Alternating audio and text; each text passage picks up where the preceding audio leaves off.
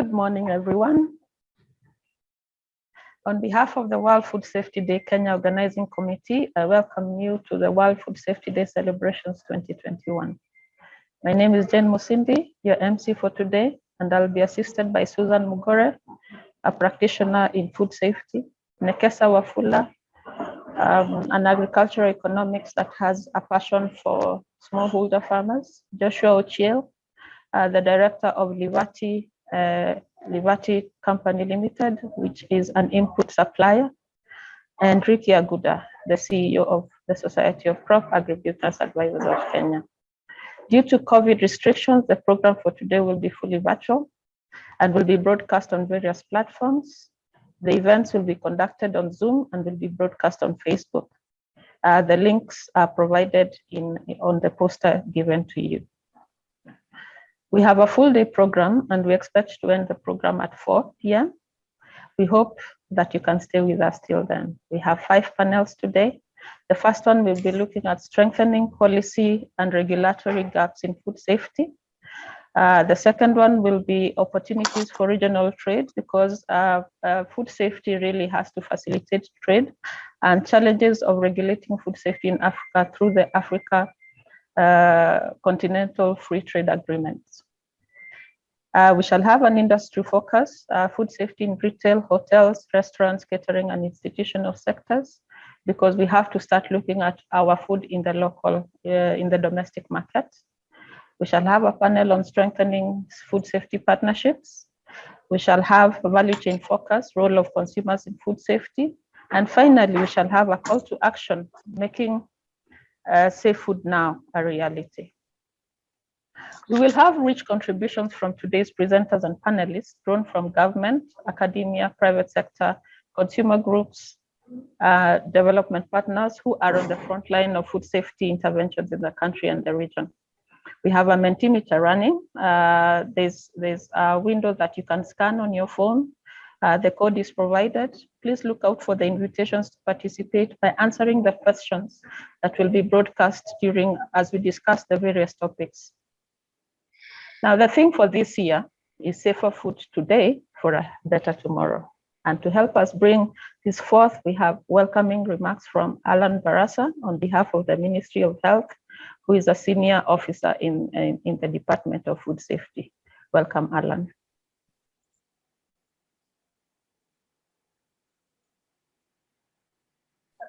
Thank you, Jen. Thank you for this opportunity. Members, my name is Allan Barasa. I'm a Senior Public Health Officer with the Ministry of Health. This morning, it's a pleasure to be part of this dialogue. And as a ministry, we feel really, really proud that we are putting food safety issues at the forefront. So I'll just make a brief remark on what the ministry is doing and what we expect. This morning, the ministry has to commend the partnerships that it has with regulators and other development partners in relation to the provision of food, safe food that is wholesome to the consumers. The realization of this provision is in the Article 43(1), Part C of the Constitution of Kenya, and it emphasizes on the freedom from hunger and access to adequate food that is acceptable quality. Food safety is central to public health, poverty reduction, and sustainable development. In 1996, the World Food Summit recognized food safety as an integral component of food security and adopted it after reaching consensus that food security exists when all people at all times have physical and economic access to sufficient, safe, and nutritious food to meet their dietary needs. In Africa, unsafe food is responsible for 91 million cases of foodborne illnesses annually. And out of these cases, 137 people die from that. And when you come closer home in Kenya, over 70% of all cases of diarrhea are attributed to ingestion of contaminated food and water. We've had cases of deaths occurring due to cases like aflatoxin contamination of food, the maize, And these are some of the issues that are really bringing out the contention that food safety has to be prioritized as a country. With this context, Kenya is joining the rest of the world in marking the World Food Safety Day. This is for the third time, and it's at a time when COVID-19 is wreaking havoc in the world. So this requires that all the national governments, the county governments, stakeholders, including farmers, the development partners, and other regulators, prioritize safe food practices to safeguard the health of consumers. Note that unsafe food creates a cycle of disease and malnutrition, and we have got a lot of diseases, over 200, that are spread as a result of consumption and handling of unsafe food. Of course, foodborne diseases impede socioeconomic by healthcare systems, harming the national economies, and by extension, the tourism and the trade of the country. So we can see that food safety cuts across the entire spectrum of the economy.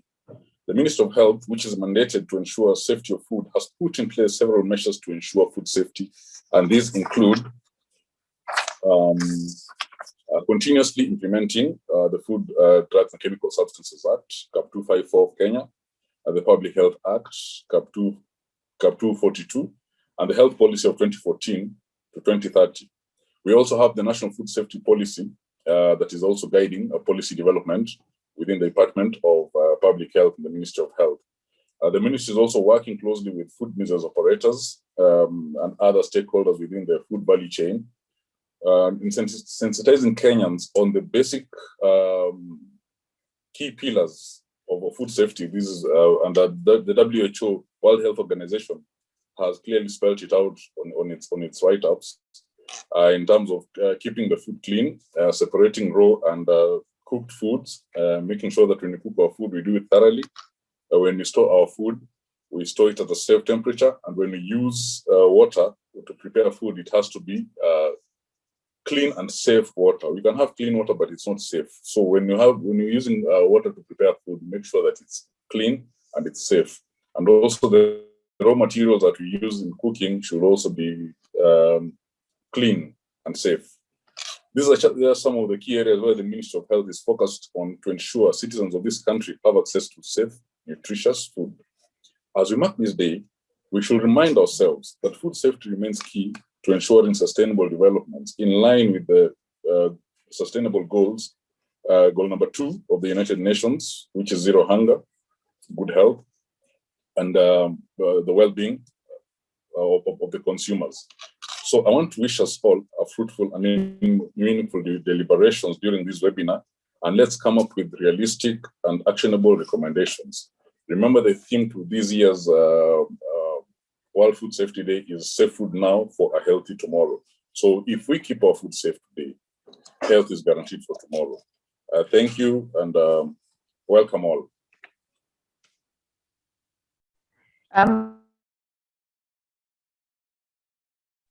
Thank you, Allan. The Ministry of Health was chairing a committee that incorporated the government departments and ministries that touch on food safety, and Allan is their representative. And next, we shall have Joan Oracha, who is the head of programs for MEST, the Micro Enterprise Support Program Trust, to give a few comments. She will be speaking on behalf of Like-Minded Partners, the committee made up of development partners, private sector, and civil organizations. So Joan, karibu. Thank you, Jane. And allow me not to undo my camera. I'm on transit and my bandwidth might be a challenge. So good morning, ladies and gentlemen. Today we congregate to celebrate the third World Food Safety Day. While food security has been an agenda for many governments in the past decade, food safety has often been an afterthought, only drawn to attention when there is threat to the economy or the political environment. But we all reckon that there is no food security without food safety. In Kenya, for instance, food safety disclosures receive little attention, save for the produce for export market. Locally, the agenda only receives national attention in case there is public outcry because of media expose or a pandemic. The objective of today, ladies and gentlemen, is to draw to attention and inspire action to help prevent, detect, and manage foodborne risk, one of the key food safety concerns in Kenya. As we are all aware, the lack of food safety leads to foodborne diseases, which is a huge health and financial implication. Recent epidemiological data from the WHO indicate that Africa experiences about 135 million cases of foodborne diseases and about 180,000 deaths from the same. However, the good news is that most foodborne diseases are preventable. Everyone has a role in keeping food safe, whether you produce it, process it, sell it, prepare it, or share the food with your family or friends. You can take decisive actions to keep food safe. Equally, the government and its partners have a critical role in taking leadership in investment and coordinated action to building strong and resilient food safety systems at the national and county levels and providing value chain actors with the tools to make food safe. Ladies and gentlemen, it is ironic to know that our day-to-day nutritious foods such as milk, meat, fish, fruits, vegetables often carry the greatest food safety risks. Moreover, it's estimated that the demand for this food will greatly increase over the next 3 decades. With all these risks, it is concerning to note that there is still not much policy attention directed to food safety matters. The call to action is therefore to focus on local food safety more deliberately through strengthening the competitiveness of farmers, food business operators, and industries. This can be achieved by building a network of food safety champions that advocate for increasing participation of both the national and the county governments and partners in policy formulation and implementation to achieve a healthy and safe nation. In that regard, Kenya must be in the forefront of implementing better domestic food safety policies and support them in the needed investment. This will, however, not be enough to give the country an advantage against foodborne diseases. What is needed is a food safety paradigm shift, something that MESPT and other like-minded partners are very keen about.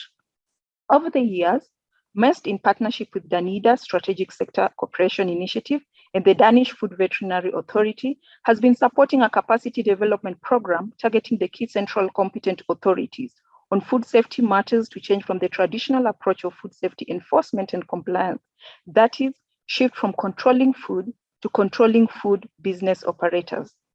This can only be achieved by promoting the approach of food safety as shared responsibility between food business operators, consumers, and the government.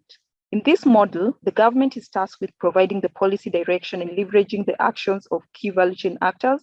This may be realized by not being an official food control authority, but to facilitate providing appropriate education, risk reduction measures, motivation along value chain actors.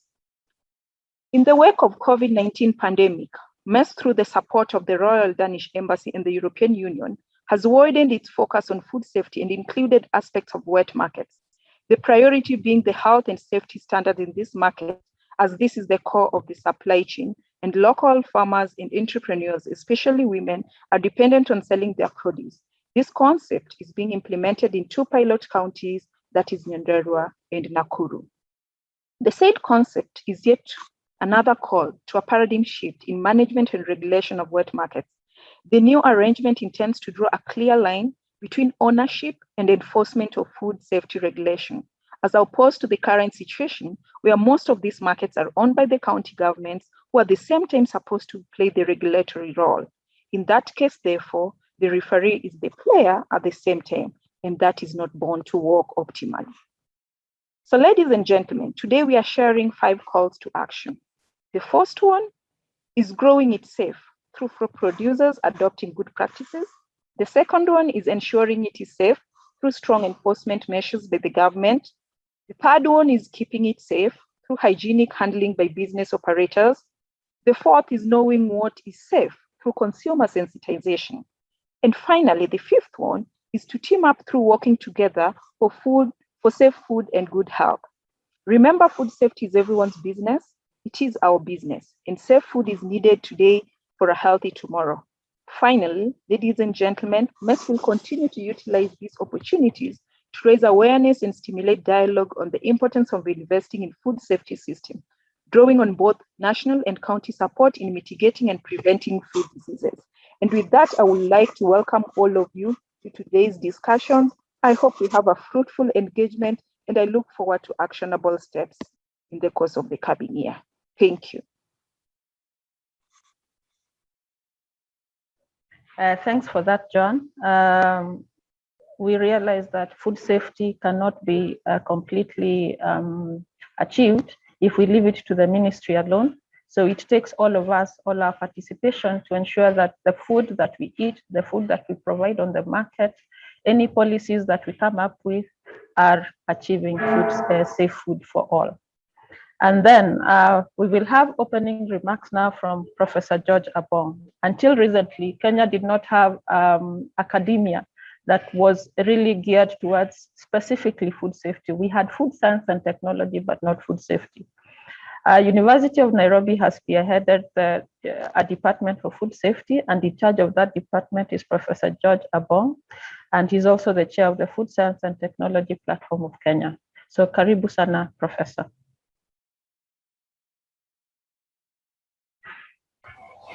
Jane, I hope you can hear me from here. Yes, we can hear you, Prof. Okay, and I hope I'm enabled to share my screen. Yes, you can share.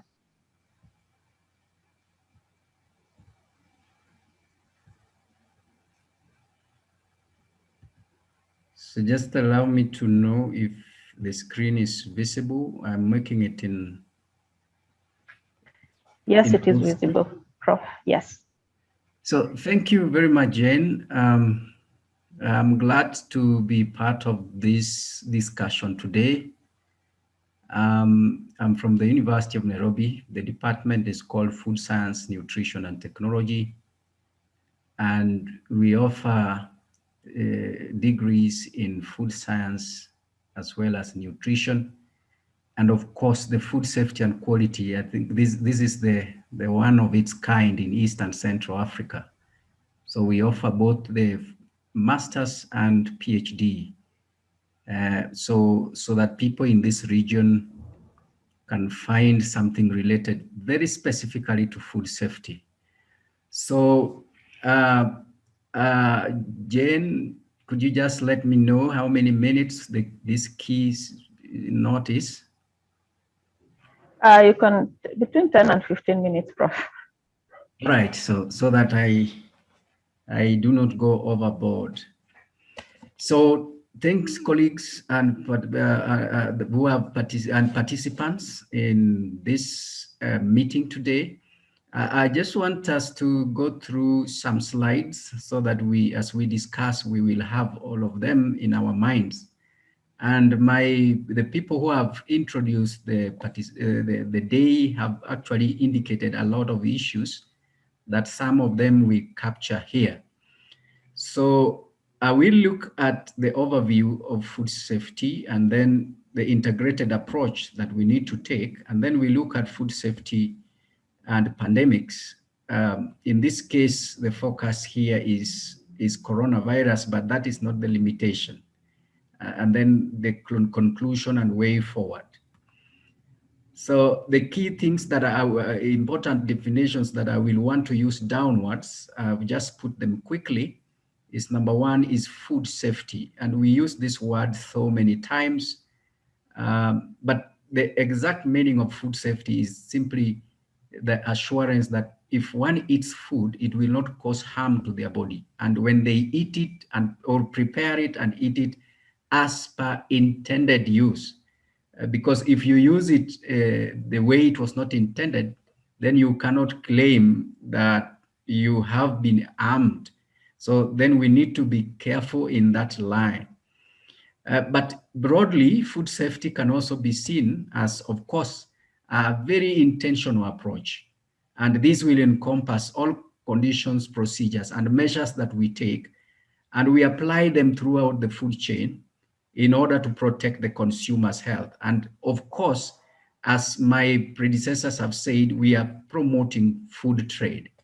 And food trade, we know, is a multi-billion sector that needs to be enhanced. And then the food hygiene, which has become very pronounced in the recent years of coronavirus, and is of course the measures that we take to ensure that we prevent any food contamination. so that we ensure that food is safe.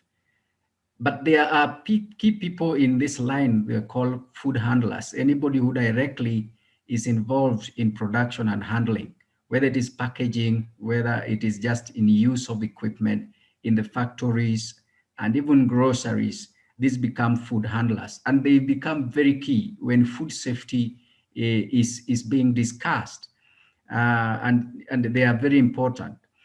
And we will talk about contamination is when we have occurrence of a hazard, which will render the food unsafe. And then that brings us to the issue of what is a food hazard. Anything that can make that food cause any illness is what we will refer to hazard. And this can be anything physical, biological, or chemical. And then as a result of contamination due to hazards, then you may have foodborne diseases and illnesses because we have consumed contaminated food, which is contaminated by hazard. So these things, I will use them interchangeably as we go along. So if you look at the overview, one of my colleagues has talked about the African scenario, but you look at the burden of foodborne diseases is very substantial in the world, and this you can easily and you can freely get this information from the World Health Organization. You can see that almost 1 in every 10 people do fall ill as a result of foodborne illnesses. And if you look in the globe, you are looking at 33 million healthy years lost as a result of food safety. So if you look at it at a broader perspective, then food safety should be one of the most important things that we have on the table as we discuss other key issues which are related to health and related to nutrition and so on. So in a matter of a year, you are counting for 20,000 deaths, and these are very conservative figures. And in these conservative figures of deaths and effects, you are talking of 1/3 of them being children who are affected from foodborne diseases because the immunity is still developing, and so they can be easily and much affected, and they depend on other people. So if you come to Africa, I think I will not repeat, 91 million do fall ill. And out of that, 137,000 people still die. Still again, 1/3 of them are affected. And you will realize that most of these effects and deaths are as a result of diarrheal diseases. You are talking of 70% accounting for the deaths and the burden of foodborne diseases. And if you come back home in the Kenyan scenario, we know that at a certain point, Nairobi was being declared as a very serious cholera-prone area. And all these are related to a lot of food safety and hygiene. So, and if you look across Africa, we have got several examples of food safety or foodborne disease outbreaks. We have not forgotten in the recent past, 2017, 2018, listeriosis in South Africa became a huge topic. And at a certain point, even imports and exports of beef or poultry were actually an issue. And if you look at 2017, there were cases of cyanide poisoning. And the cyanide poisoning is not something new. We know that when people eat very bitter variety of cassava and it is not well processed, then this is bound to occur. But also, we also don't forget the cases of aflatoxin in our own scenario. If you look at 2004, and even before and after, it has caused a lot of death. And I have also indicated the cholera outbreaks that have occurred in Kenya as well. So food safety becomes therefore an important issue for us to discuss. And how should we approach it? We need to look at it in what we are calling integrated approach. We need to have an integrated approach to food safety. And what this means is that we apply all measures across the food chain. And what do we control is the food hazards, because it is the hazards that will bring a food safety issue. So then we have to look at what do we have at the production, processing, and even distribution, consumer or food service, and then the consumer level. So we are looking at farm to fork or farm to table. And when we look at all these factors that are possible food safety issues, and we need to see what do we need to apply in order to bring all actors along the food value, the food chain, in order to play an important role. And believe me, all the actors are very key. And until we have all actors from farm to the table, then we will not be doing the necessary concerted effort. So just a quick one, looking at the aspects during production, you will see I am just giving key food safety concerns. And as a matter of fact, at Codex level, we have got results of a survey which was done indicating which are the most important food safety concerns in African region. And in that sector, we narrowed down to three key things that are very serious concerns in our African region. And that is the mycotoxins, and in this case, aflatoxin. And then you have got the pesticide residues, and then you have got the antimicrobial resistance. And this does not mean the others are not in the hood, like the heavy metals, which I will discuss. But just a quick look, if you look at the production level, a key threat remains aflatoxin, because aflatoxin can actually infest the crops at the planting as well as at the growing level. And of course, it goes to the storage level. So you can have aflatoxin affecting the maize in the farm. And when the maize is harvested not very well kept, then you have got this maize either fed directly to the humans or it passes through the animal.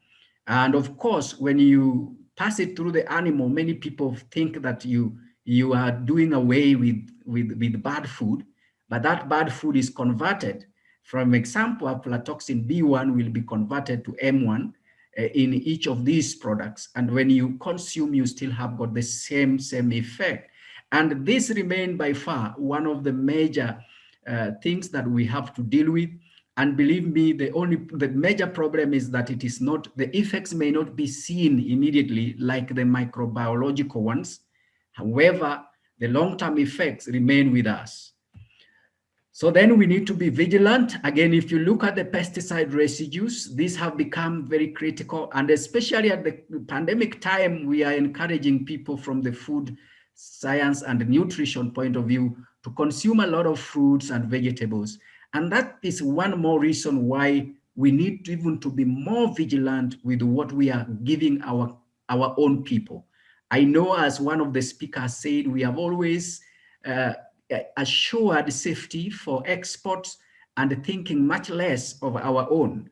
For us to be all round and be certain of what we are doing, then we must be very vigilant at this point to assure our safety of the consumer. Again, if you look at the key issues, we have got residues and antimicrobial resistance. Now, many times antimicrobial resistance has been associated with beef or poultry or meat. But believe me, the current research we are having shows that even from the soil and including the vegetables, you can still develop this. Because if you have got a lot of these waste ending up in the fruits and vegetable as well, then you still have the similar effect that it can have even when we think of meat products. So in this case, you are looking at, you may think that when a veterinary treats a cow and the farmer does not observe the withdrawal period, this will end up in the meat. And the major issue here is that it never gets destroyed by the processing. And then the consumer will be enjoying a meat product, but this product is one of the cause of antimicrobial resistance. And of course, this happens when you constantly take a lot of residues that are not supposed to be taken. So it renders most of the common antimicrobial drugs useless when it comes to treatment. So these remain key in our region. And the other one that I may not forget when it comes to production level, and this is why the integrated approach becomes key, is the heavy metal residues that you find in our vegetables and fruits. And the research, of course, has shown there is quite a lot of this. And the greener it is, the better you think it is, the more risky it looks like to be. And so we have to be more vigilant at this point, because this is key when it comes to food security and food, and of course, the health of the consumer, and of course, the safety. So this remain very important when you talk about food safety at the production level. Looking quickly at the food processing level, then we have got key matters in this section. You have got the hygiene and sanitation, and we have to be more vigilant, because in our setup, the research we have is that 90% of processors are MSMEs, micro, small, and they play a major role. Sometimes they may not have the required prerequisites for food safety and hygiene, but however, we have to take effort, because these are the major players. So we have to take effort in capacity building, and we need to see how do we partner in the different sectors so that we uplift this group that play a major role when it comes to food service, when it comes to food processing. And until we are sure that our MSMEs can be able to produce hygienic and competitive food, then we may not claim to have food safety. Because at this point, we are looking at personal hygiene, the cleaning and sanitizing, the record system, the equipment, the pest control, water supply, and the building design. And you look across, because I have worked with many of them, you will still find a lot of need. And these needs require very specific concerted efforts. I believe so.